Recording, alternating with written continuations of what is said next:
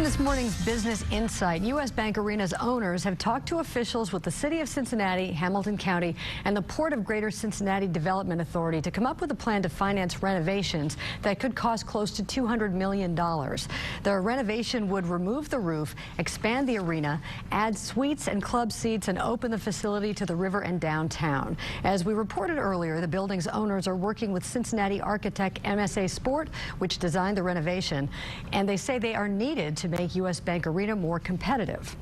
Joining us this morning to talk about the renovation plans is Kristen Ropp, Vice President and General Manager of U.S. Bank Arena. She's with Business Courier publisher Jamie Smith in the studio. Kristen and Jamie.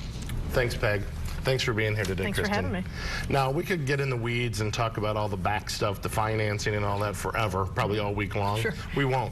Let's talk more about the building itself. What does that building mean to Cincinnati and the riverfront? What does it do for us? U.S. Bank Arena is an economic driver to Cincinnati.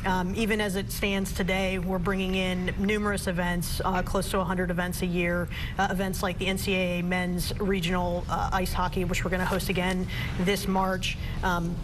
The Cincinnati Cyclones are an integral part of sports here in Cincinnati, and we've grown that fan base considerably over 4,400 games. They've had some great years. Great years on and off the ice. So, but to have a building, a public assembly facility that can host not just sporting events and the family events, but also those quintessential concerts, as well as be a good partner to the Convention and Visitors Bureau, every city of our size needs that. Okay. So if the building's not really set up to do that efficiently right now, why not just tear it down and start from scratch? Well, those are things that we're still looking at. Okay. The existing plans that MSA Sport put together, which were amazing drawings, they just did a fantastic job. We're looking at all angles. We're going to see what is most fiscally responsible, but right now the idea is to remove the roof essentially from the plaza up and expand over Pete Rose Way and Mering Way. Yeah, well, I urge our viewers, if they haven't done so, to go to our website and see the renovations and the designs that Michael and his team have done.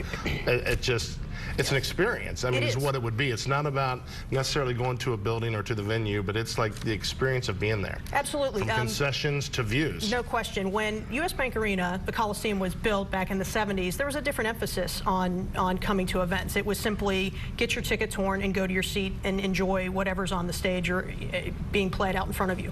Now, as you mentioned, it's the fan experience. It's about having the high-end food and craft beers and a full fan experience while you're at an event.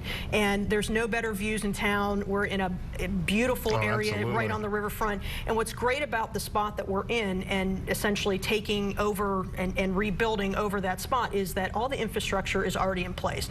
Thousands of parking spots, great restaurants and bars right down the street at the banks. So all of that is already in place, which is a huge benefit when you're talking about a new building like this.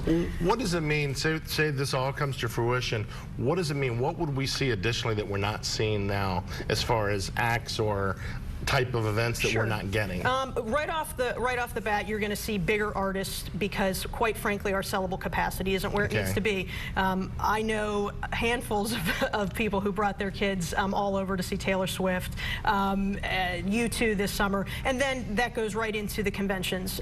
Dan Lincoln and his group at the CVB are working hard to bring in events, and quite frankly, we're just landlocked and don't have the space to host them right now. Timeline, what are we looking for? What's the next step, or how long before we know what the next as you step mentioned, is? we're working with the city, the county, and the Port Authority to try and vet out the finances of it. Certainly, we're not looking to take our foot off the gas on this, so the sooner the better. Well, good. Well, good luck to you. I think it's an integral part of that riverfront. I mean, we've done such a great job with all your neighbors next door that I hope it all works out. And like I said, I hope our viewers go check it out on the website because it's a beautiful, beautiful plan. Thanks for being here today. Thank you for having me.